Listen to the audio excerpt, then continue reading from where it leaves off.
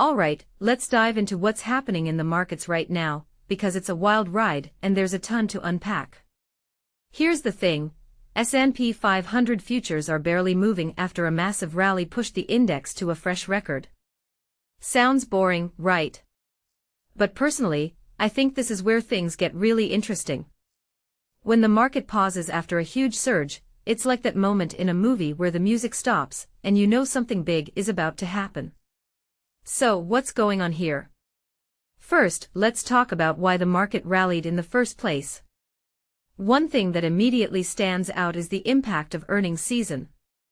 Companies like Caterpillar are absolutely crushing it, thanks to the AI build-out. I mean, think about it, AI isn't just a tech trend, it's becoming the backbone of industries like manufacturing. Caterpillar's blowout quarter is a perfect example of how AI is driving real-world ROI, and that's what's pushing these stocks higher. But here's the kicker, what many people don't realize is that this isn't just about tech companies. It's about how AI is transforming traditional sectors, and that's a much bigger story. Now, let's talk about the elephant in the room, the potential US-Iran deal to reopen the Strait of Hormuz. Treasury Secretary Scott Bessent's comments about this deal are huge. If you take a step back and think about it, this isn't just about oil prices, it's about geopolitical stability. Lower energy prices could ease inflationary pressures, which is music to the Fed's ears. But here's where it gets tricky, markets are pricing in this optimism, but what if the deal falls through? That's a risk investors aren't talking enough about, in my opinion. Speaking of risks, let's talk about SpaceX. Their shares tanked almost 7% after earnings, and what's fascinating is why. Sure, their revenue beat expectations, but their capital expenditures are through the roof, $18.4 billion in a single quarter. From my perspective, this raises a deeper question, is SpaceX's aggressive spending a sign of innovation or overextension? Elon Musk's vision is undeniably ambitious, but at what point does this become a financial liability? It's a fine line, and investors are clearly nervous. Now, let's shift gears to Asia, because what's happening there is just as compelling. SoftBank is up 10%, and tech stocks across the region are surging. This isn't just a reaction to Wall Street, it's about Asia's role in the global tech supply chain.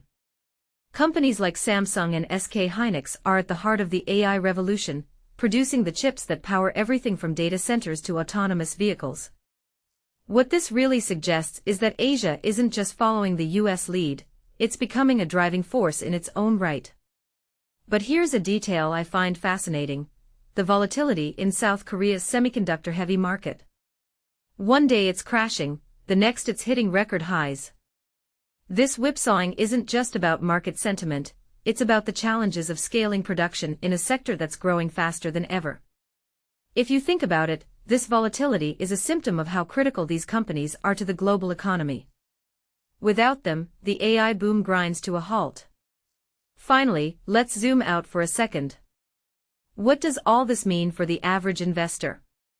In my opinion, it's a reminder that markets are never just about numbers, they're about narratives. Right now, the narrative is all about AI, geopolitical stability, and corporate earnings. But narratives can shift, and that's why moments like this pause in the S&P 500 futures are so crucial. They give us a chance to reflect, are we in a bubble, or is this the beginning of a new era? Personally, I think it's a bit of both, and that's what makes this moment so fascinating. So here's my closing thought, as we watch these markets move, let's not just focus on the headlines. Let's think about the bigger trends, AI, geopolitics, supply chains, and how they're all interconnected. Because in the end, that's where the real story is.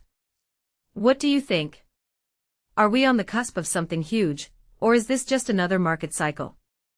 Let me know in the comments below.